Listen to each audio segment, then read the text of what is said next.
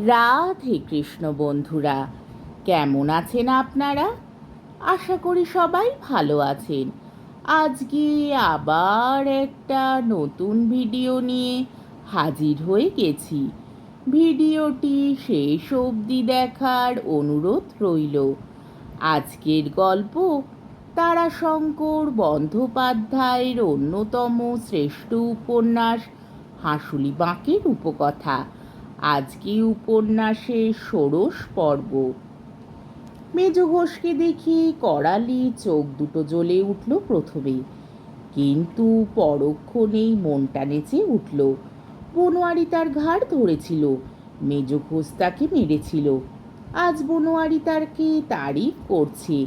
মেজবাবু এসেছে তার মারা সাপটা দেখতে। মেজ ঘোষ কি বলে, কীরকমভাবে তার দিকে চেয়ে থাকে প্রশংসা ভরা দৃষ্টিতে, সে আজ তা একবার দেখবে। উঠানে নেমে সে সত্যি বুক ফুলিয়ে দাঁড়ালো। ঘোষ দাঁড়িয়েছিল সাপটার কাছে। বনোয়ারি সামনের ভিড় সরিয়ে এগিয়ে গিয়ে প্রণাম করলে। করালি কিন্তু এগিয়েও এলো না, প্রণামও করলে না। সে লটবরের সঙ্গে কি একটা কথা নিয়ে হাসাহাসি শুরু করে দিলে। বনোয়ারি বার কয়েক চোখের ইশারায় তাকে এগিয়ে এসে ঘোষমশায়ের চরণে দণ্ডবত করতে ইঙ্গিত করলে। করালি দেখলে, কিন্তু দেখেও যেন দেখতে পেলে না। এইভাবেই বাড়িয়ে রইল। কান কিন্তু তার খুব সজাগ ছিল। কে কি বলছে তার প্রতিটি কথা সে শুনছিল। অধীরভাবে প্রতীক্ষা করেছিল মেজ ঘোষের মুখে কি কথা বার হয় সেইটুকু শুনবার জন্য। সকলেই খুব বিস্ময় প্রকাশ করলে, করালির বীরত্বের তারিফ করলে।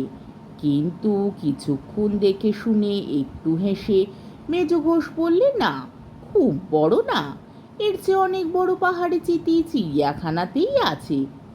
আসামের জঙ্গলে তো কথাই নাই, সেখানে এত বড় সাপ আছে যে বাঘের সঙ্গে লড়াই হলে বাঘ মেরে ফেলে।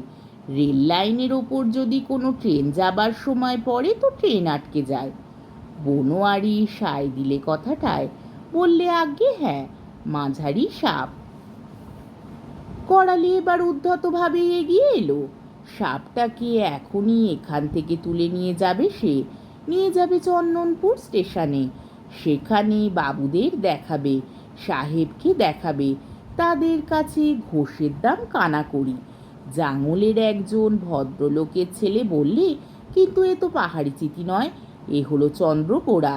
চন্দ্রবোড়া এত বড় কিন্তু কেউ কখনো দেখেনি, আর সাপও ভীষণ সাপ। ঘোষ একটু হেসে বললেন, জাত ওই একই হে, চিতির জাত। তারপর করালির দিকে চেয়ে দেখে বললেন, জোয়ান তো হয়েছিস বেশ, বুদ্ধিরও একটা ধার আছে মনে হচ্ছে। কি করিস এখন? করালি বেশ মাথা উঁচু করে গম্ভীরভাবে জবাব দিতে চেষ্টা করলে, আনলাইনে কুলি গ্যাংয়ে কাজ করি। কিন্তু আশ্চর্যের কথা, গম্ভীর আওয়াজ তার গলা দিয়ে একেবারেই বার হলো না। উত্তর দিতে গিয়ে বার দুই ঢোক গিলে সে চুপ করে রইল। বুকটা ঢিপ ঢিপ করতে লাগলো। উত্তর দিলে বনোয়ারি, বললে, এ এখন আনলাইনের কুলি খাটে। ও আচ্ছা, তাহলে তো অনেক দূরে গিয়েছিস রে। আর কি করছিস? রাত্রে চুরি? যেরকম শরীরটা বেঁধেছে, আর বুদ্ধিতে যেমন বড়শির মতো বাঁকা ধার, তাতেও বিদ্যেটায় পণ্ডিত হতে পারবি। করালির শরীরটা ঝিমঝিম করতে লাগলো। মাথা হেঁট করে রইল সে। কথা বলার ভঙ্গি এমন মেজ ঘোষের যে সকলেই মুখ টিপে হাসতে লাগলো। বনোয়ারি হেসে বললে, আজ্ঞে না, চুরি টুরি করে না, সেসব আমার আমলে হবার জো নাই কাহার পাড়ায়। সে যিনি করবেন তাকে গা থেকে উঠে যেতে হবে। তবে করালি বজ্জাত, যত ফিচলেমি বুদ্ধি। মেজ ঘোষ হাসতে হাসতে বলল, তাহলে চোর হওয়া ওরও অনিবার্য। যদি চোর না হয় তবে পয়লা নম্বরের লোচ্চা হবে, এই আমি বলে দিলাম বনোয়ারি। তারপর পকেট থেকে চামড়ার বাহারে মানিব্যাগ বার করে একটা সিকি ছুঁড়ে দিয়ে বললে, নেই। সঙ্গে সঙ্গে মেজ ঘোষ সমস্ত লোকের কাছে আশ্চর্য রকমের সম্ভ্রান্ত হয়ে উঠলেন।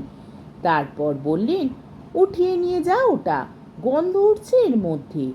সকলেই জোরে জোরে নিঃশ্বাস টানতে লাগলো কথাটা শুনে। গন্ধ উঠছে নাকি গন্ধ? বনোয়ারি নিঃশ্বাস টানলে জোরে জোরে। করালি একটা রুদ্ধ অথবা ক্ষুব্ধ দীর্ঘ নিঃশ্বাস ফেলেও সিকিটাকে উপেক্ষা করলে না। সিকিটা নিয়ে কোঁচড়ে গুজে সঙ্গীদের বললে, লে তোল, নিয়ে যাব চন্দনপুর স্টেশন, তোল। আজ এই মুহূর্তটিতে আবার করালির আক্ষেপ হলো, নুসু দিদি নাই। সে থাকলে জবাব দিতে পারত ঘোষকে। সে থাকলে কোমরে কাপড় বেঁধে মেজ ঘোষকে দেখি মাথায় একটু ঘুমটা দিয়েও ঘোষের কথার উত্তর না দিয়ে ছাড়তো না। ঘোষ বললে, না, খুব বড় না। নসু সঙ্গে সঙ্গে গালে হাত দিয়ে জবাব দিত, হেই মা গো, বড় তবে কাকে বলে মশাই? ঘোষ বললে, আসাম না কোথাকার জঙ্গলে পাহাড়ে চিতির কথা। নসু হাত নেড়ে বলে উঠল, গোখুড়া কোথায় বাবা বাবু? আমাদেরই হেলেই গোখুড়া। আসাম না বিলাত কোথাকার কথা বলছেন? সেখানকার রজগর সেখানেই থাকুক, আমাদের এই রজগরই আমাদের খুব বড়।